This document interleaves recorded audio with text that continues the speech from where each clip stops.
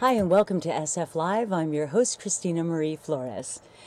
Tonight we have a guest who is an author of 7 books, many award-winning, with topics such as politics, bondage, and murder. His work has been featured in Esquire, New York Times, as well as GQ magazine.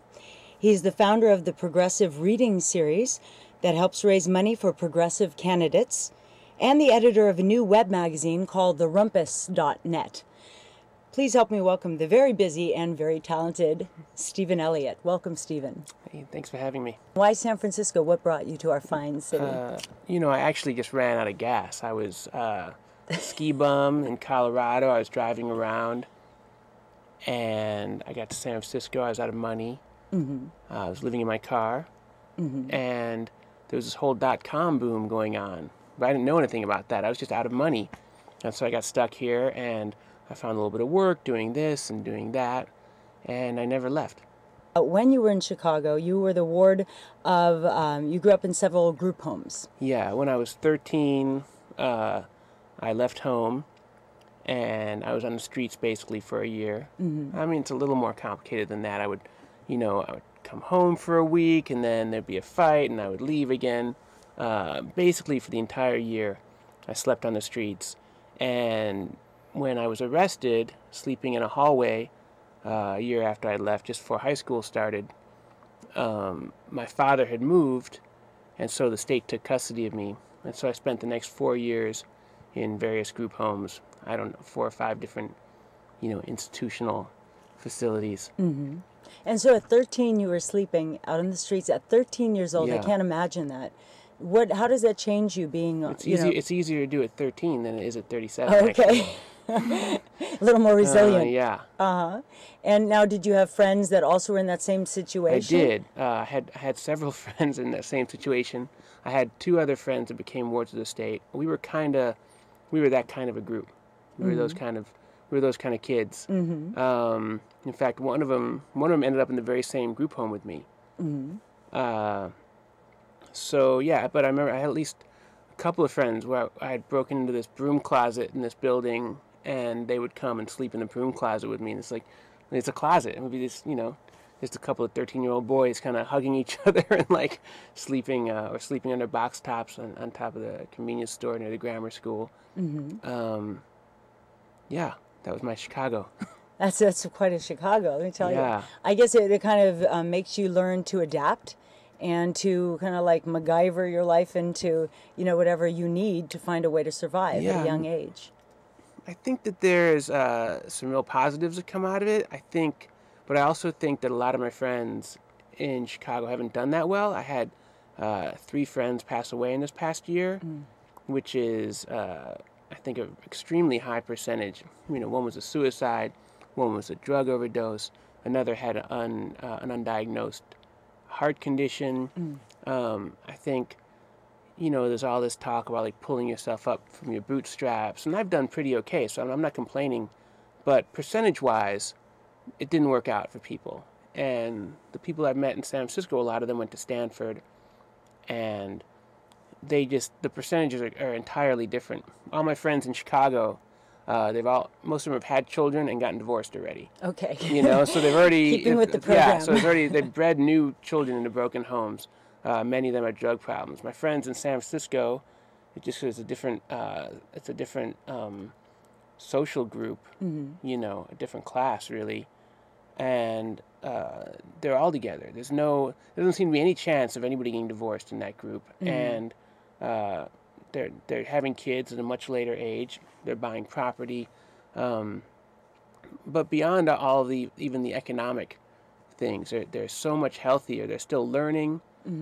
They're fitter physically, and I think that has a lot to do with class differences. And so, even though I feel like I feel lucky and I turn out okay, and I was able to get a scholarship for college because I was a ward of the state, and I got a lot of help, and I turned it to my advantage a lot. At the same time, the majority of people just did not overcome the situation, and so I think like Malcolm Gladwell said, you can't look at the exception. If you want to understand something, you have to look at the rule. And I'm kind of the exception a little bit. Yes. There's not a lot to learn from my story, Mm-hmm. you know, because I've turned out okay. I've written some books. I live in San Francisco. You broke in the mold. Yeah, but there's no. Yeah. But the majority of people didn't, and those are the people you have to learn from. Right. Right. What's the percentages? For most people, it didn't work out at all. Absolutely. Yeah. And so, and I think if we want to think about changing anything, we have to think about changing the percentages, because there'll always be someone that makes it that shouldn't make it, Right. and there'll always be someone that should make it that doesn't. Mm-hmm. But But how they're do the you change the exceptions. percentages? You can ignore the exceptions; they're meaningless. You can't learn anything from exceptions. You've also excelled in school as far as writing goes. As far as writing goes, How did that's you right. know? How young were you when you first? The teacher's going, you know, he's pretty good. I mean, when did you hear that? I don't know if a teacher ever said that. I think that I was, you know, I think I was 10 when I started writing. I was very young, and I started writing these poems, and I would tape them to my wall. And so I had poetry all over my wall, and then I wrote all through college. But you know, I was a history major, so it wasn't like I was studying writing. It was just this thing that I did, and it was how I expressed myself. And similar to like Michelle T, I'm rereading her first book, which is phenomenal. And she writes about being a kid and writing for these spoken word events, and that's what I was doing. I was writing to read to my friends and to my friends' moms, you know, try to impress my friends' moms all the time with my poetry. And that's why I started writing. It was always to communicate.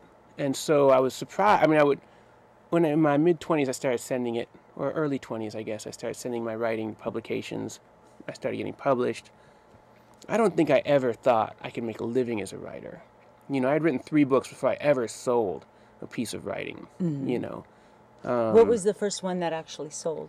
Well, I sold 2 novels simultaneously that I sent to the slush pile at McAdam Cage. And McAdam Cage gave me $36,000 total, so $18,000 for both books. You know, when you think of the years it takes to write a book, that's not really a living wage. That's like $9,000 a year, maybe, if you can do it in 2 years. On the other hand, they weren't that good. I mean, they were okay, but they weren't my later... What were the names of those? A Life Without Consequences, which is pretty good. I stand by that one. And What It Means to Love With You, which is not okay. No, not as good. I mean, they're both okay. They're both fine first books. But after that, I wrote Happy Baby, which is a significantly better book. But at any rate, I was just writing these books in my spare time. It was what I liked doing, and I was doing it to communicate with people. They were very autobiographical.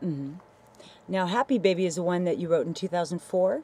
Actually, it came out in 2004. Okay. I wrote it between 2001 and 2003. I had gotten the Stegner Fellowship at Stanford University, which enabled me to spend 2 years only focusing on this novel, which is one of the reasons it's my best book. Also, while a Stegner Fellow, I got real mentoring in writing. I got to meet other really serious writers for the first time in my life. I mean, I'd met writers from the spoken word scene, so I'd met Bucky Sinister and Beth Lissick and Michelle T. and people like that, Daphne Gottlieb, really good writers, but this was a different thing. The people I met as a Stegner Fellow, they had studied writing extensively for years. They want to write for a living. They didn't write to communicate necessarily. They wrote because they wanted to be part of this literary tradition. Most of them intended on teaching writing, and they had really thought about writing as opposed to getting yourself on the page, writing because you need to, and writing to express, which is how I've always written, and still how I write. But I had a lot to learn from them. I think I got more out of that program than anybody's ever gotten. You know, I learned so much. I was like just this, I was just sucking it all in. I was inhaling all their years of study. It was as if they'd been doing it for me. I was like, give me all of that, you know. And that helped me write Happy Baby. And that, and of course the mentoring, Tobias Wolff and John LaRue and Elizabeth Talent and, you know, the faculty at Stanford. And just that I didn't have to do anything else. I could sit there 8 hours a day working on this book without having to think about how I was going to pay my rent